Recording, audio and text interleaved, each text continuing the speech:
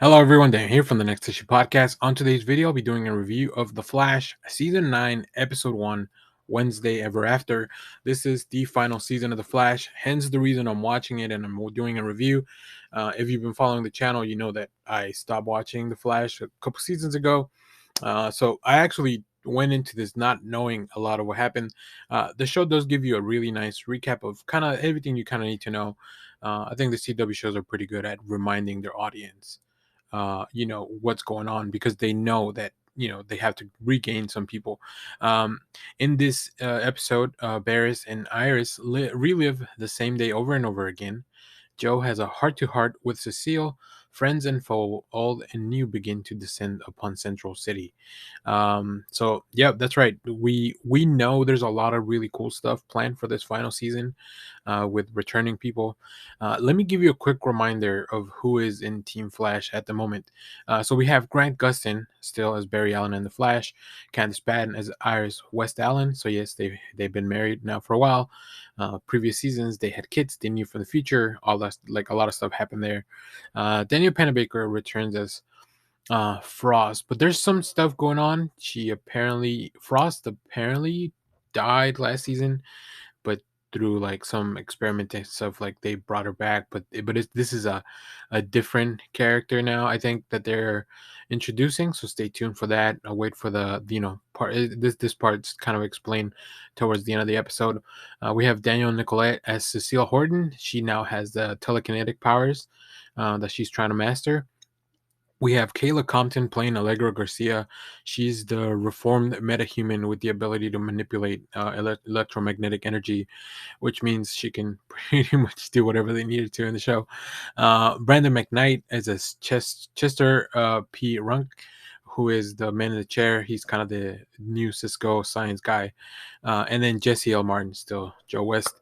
Uh, so this show, watching the episode reminded me of why I stopped watching the show. Like, TV has gotten, like, this is definitely still looks like a CW show. Like, after watching some not network television, uh, you kind of get used to a different quality, a different look.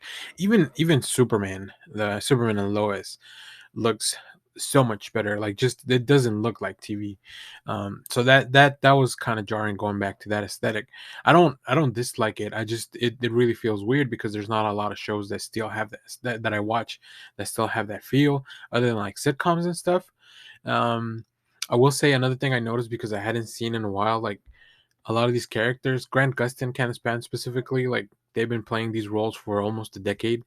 And we met them when they were pretty young. They still kind of look like kids, but now they look like adults, which is really interesting thing. And I'm not saying that they look old; they just look like adults now. When we met them almost a decade ago, they look very different, which is really really interesting. So it's really kind of cool to see the Flash and Iris at this point in their lives as well. They're still surrounded by a lot of people. They've gone through so much. You can just kind of tell, like, they don't address the things head on in the show, like always, but they do kind of bring up, little tells to reward longtime watchers. Like, yeah, all that stuff happened, or like, yeah, this is how, Nora from the future, or the kids, or whatever it may be. Um, Overall, I think this episode was fine. It was enjoyable. There was one thing that I will get to in a minute because it's kind of a spoiler, so I'll give you a quick warning. But yeah, the show still, I think the effects look fine for what I've seen. I've seen some really bad stuff online, some really good stuff that they've done in the past as well. This was kind of somewhere towards the middle. There was not a lot of stuff, but it's still a little bit. I still find it a little bit charming. I think the main downside of shows like this is how long they were. Like, 24 episodes a season is a big commitment for an hour episode. That's 24. That's a whole day that you have to dedicate to these shows. Um, and so it's going to be really interesting to see how things play out.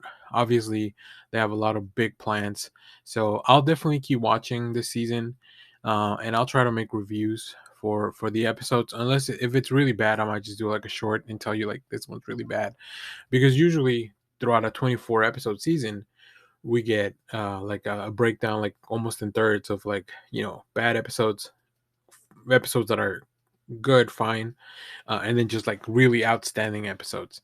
That's been my experience with a lot of the CW shows. So usually, but when you have a show that's like kind of shortened, like Superman and Lois and or Legends, like the amount of good and really good episodes kind of combine into a bigger portion of the season. Um, so that makes it a lot. I feel like it makes it a lot more worth my while. So I don't really know how many episodes we're gonna get this season. It may be a shortened season, so maybe we'll get a lot more of those like good to really good episodes. But if you've been a long time fan of the show, if you've been watching this for 9 years now, I think you owe it to yourself to kind of finish out the journey. And this is kind of why I came back, because I do like these characters. I do care about them. So now let me go into spoilers for one quick thing. Um, there was a Barry meets a new Captain Boomerang who is named after Captain Boomerang Jr. from the comics, like his kid. He eventually takes up the mantle when when the original Captain Boomerang dies.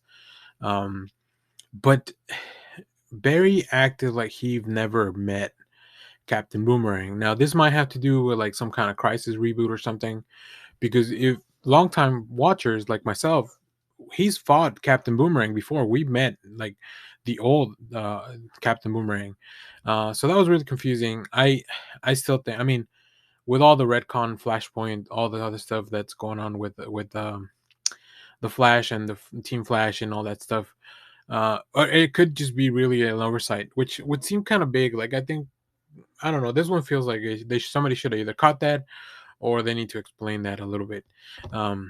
But yeah, overall, the episode had a really fun premise. I mean, the Groundhog Day is always a fun premise for a superhero show for sure. And yeah, I'm gonna stick around. I'm excited to see some stars returning, some other characters returning. Stay tuned. The end credit scene kind of blows my mind what they're trying to do, because of how I know the immensity of what they're trying to do from the comics, and just seeing how they're gonna adapt that. Like, in the past, they've taken stuff like Godspeed, a character that was around for maybe like less than a year, and try to make it a big villain, and I don't think that fully worked. So like, them doing, like, I like that they swing big. I do appreciate that. So anyways, let me know what you thought about this issue, this episode, down in the comments. As always, thank you for watching, everyone. Remember to share, like, subscribe, hit the bell so you know when we go live. That is most Saturdays, 10 a.m. Central Standard Time. Stay tuned. We have more comic reviews, trailer reactions, TV recaps, all that fun stuff here in the channel. Thanks for watching, everyone. Bye bye.